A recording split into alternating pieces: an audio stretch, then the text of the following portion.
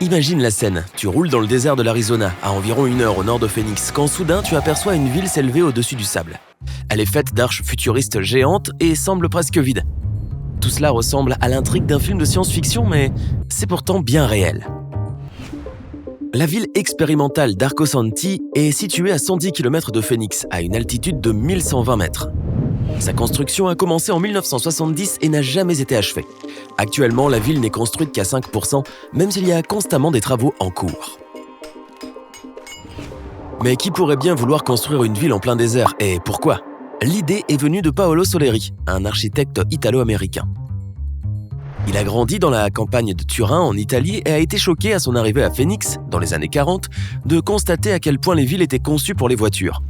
Il a également remarqué qu'elles se développaient rapidement, prenant possession des terres alentours et les transformant en une banlieue moderne avec des parkings à la place des fermes. Soleri croyait qu'au lieu de construire vers la périphérie, les gens devaient construire vers le haut, et que les villes ne devraient pas être conçues autour des voitures, mais autour des humains. Il a passé des années à écrire, à donner des conférences et à dessiner des projets quelque peu fantasques pour trouver une solution efficace au problème de l'expansion urbaine.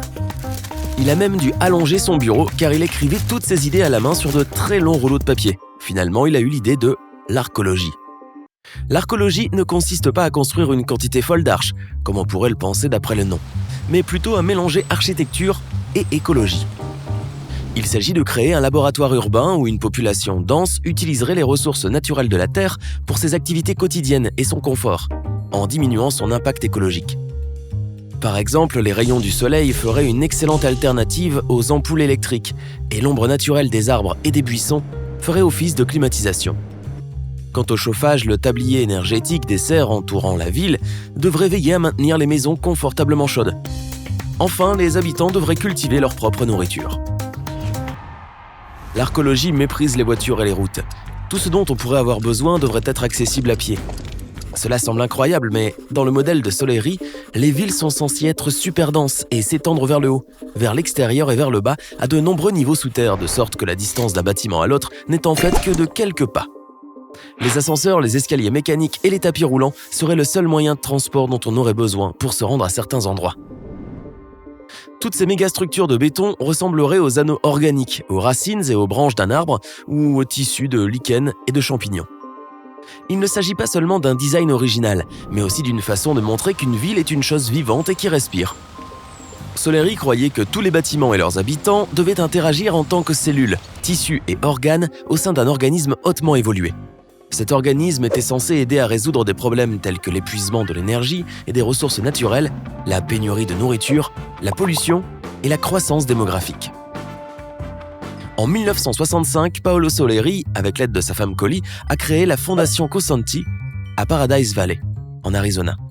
Cosanti est un mélange de deux mots italiens, anti, qui signifie avant, et cosa, qui signifie chose.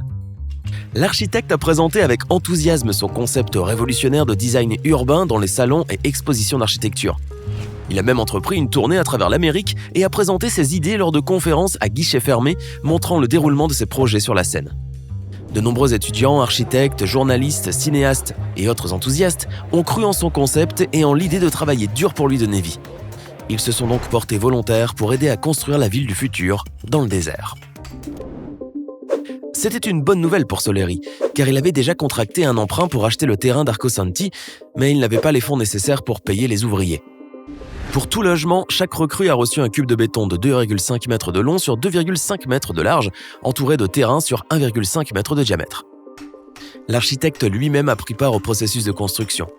Il s'est vite avéré que certaines de ses idées étaient trop coûteuses à réaliser, ce qui a ralenti le processus.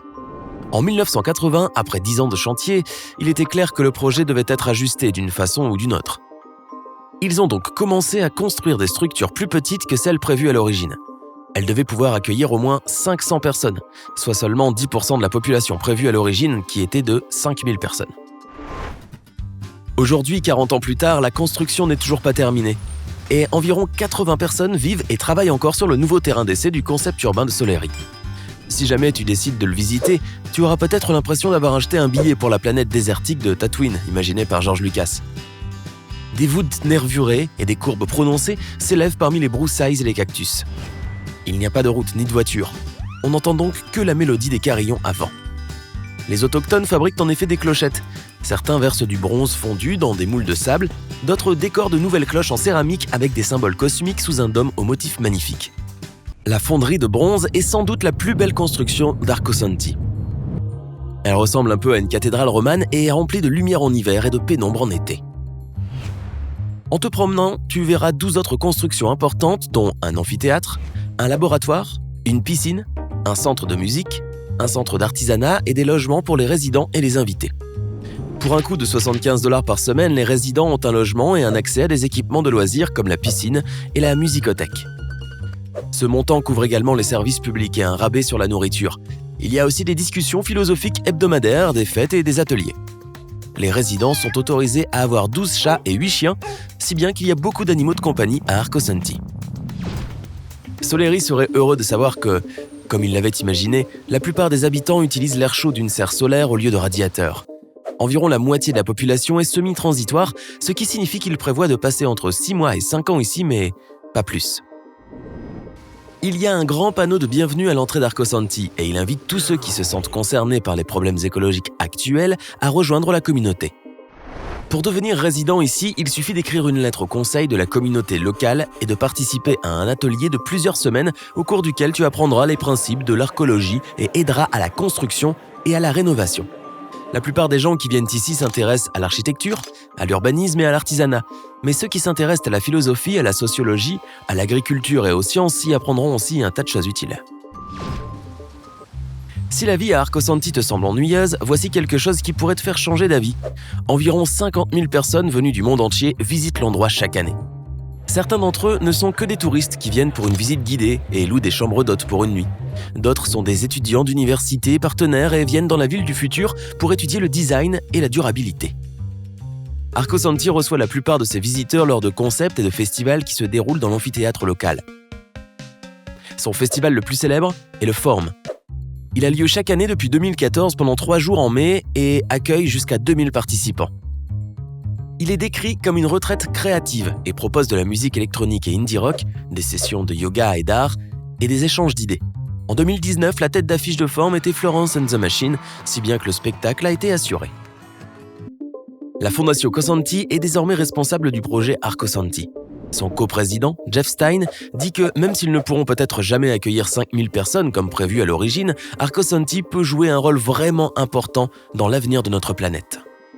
En ces temps de réchauffement climatique et de population toujours croissante, les humains doivent trouver une solution écologique pour survivre sur cette planète et garantir suffisamment de ressources pour chacun.